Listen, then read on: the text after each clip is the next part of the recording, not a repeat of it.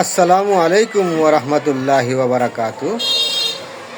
আজকের বিষয় মৃত ব্যক্তির লাশ বা দেহ গোসল করানো কোনো সাধারণ পরিচ্ছন্নতা নয়, বরং এটি মৃত ব্যক্তির প্রতি শেষ সম্মান এবং একটি গুরুত্বপূর্ণ ইবাদত।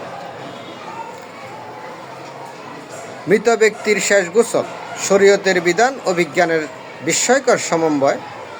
ইসলামী শরীয়তে মৃত ব্যক্তিকে গোসল করানো ফরজে কেফায়া, অর্থাৎ সমাজের কিছু মানুষ এটি সম্পন্ন করলে সবাই দায় মুক্ত হবে।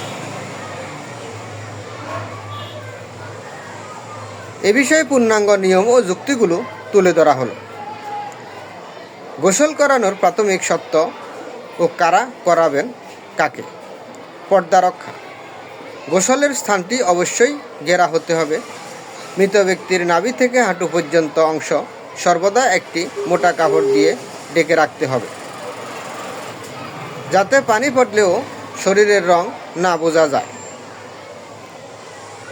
কারা গোসল করাবেন? পুরুষের ক্ষেত্রে নিকটাত্মীয় পুরুষ এবং নারীর ক্ষেত্রে নিকটাত্মীয় নারী পরেজগার হতে হবে। দলিল: রাসূলুল্লাহ সাল্লাল্লাহু আলাইহি ওয়াসাল্লাম আলী রাদিয়াল্লাহু তাআলা আনহুকে বলেছিলেন, হে আলী, তুমি আমাকে গোসল দিও। সুনানে ইবনে মাজাহ। ব্যতিক্রম: স্বামী তার স্ত্রীকে এবং স্ত্রী তার স্বামীকে গোসল করাতে পারবেন।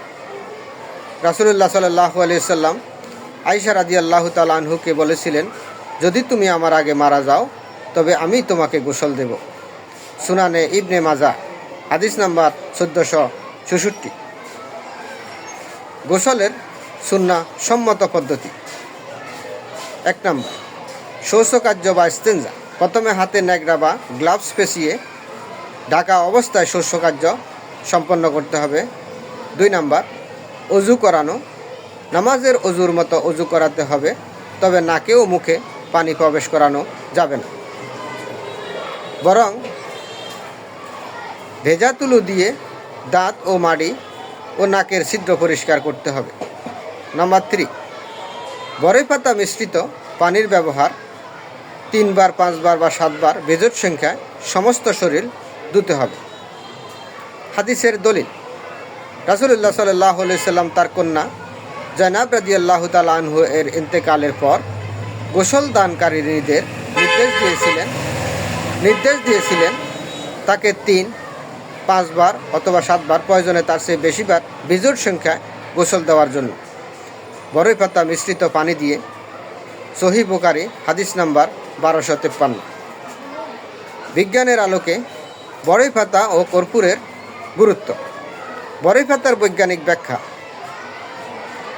আধুনিক বিজ্ঞান বলে, বরই পাতায় রয়েছে প্রচুর পরিমাণে স্যাম্পোনিন এবং অ্যান্টিব্যাকটেরিয়াল উপাদান।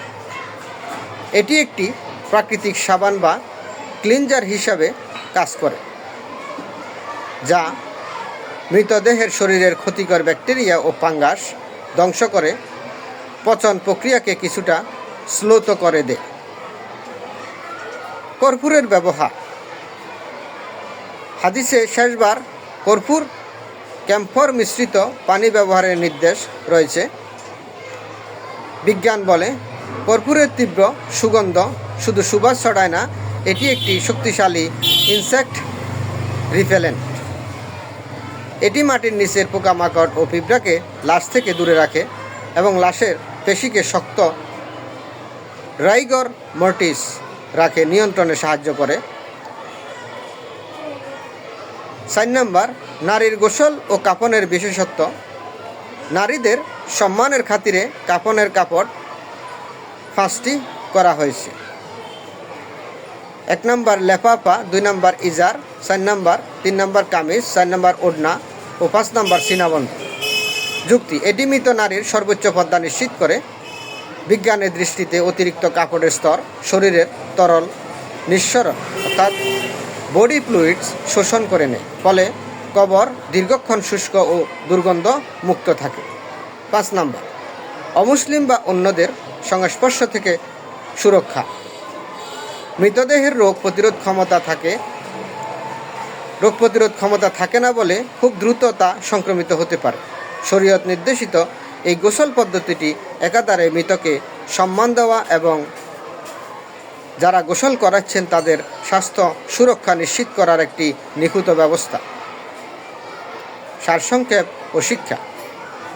ইসলামী পদ্ধতিতে গোসল করানো মানে কেবল পানি ঢালা নয়, এটি একটি বিজ্ঞানসম্মত জীবাণুনাশক প্রক্রিয়া।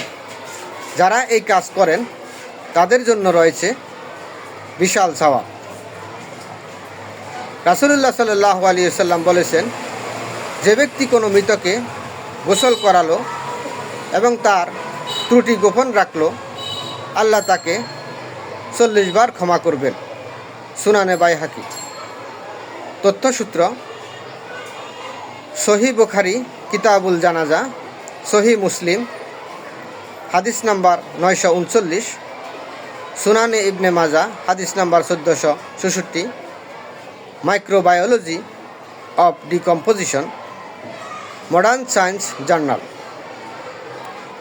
আজকে এ পর্যন্ত। পরবর্তীতে আরও একটি বিষয় নিয়ে আপনাদের সামনে হাজির হব। আপনারা সঙ্গে থাকবেন। আসসালামু আলাইকুম ওয়া রাহমাতুল্লাহি ওয়া বারাকাতুহু।